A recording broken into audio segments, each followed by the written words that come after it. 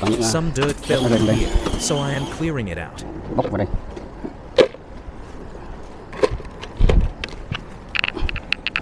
Bốc để So the độ tông concrete nó will đất. not mix with the dirt tomorrow. Thứ này khá là khó khăn bởi vì nó nằm ở phía dưới cái phên sắt này.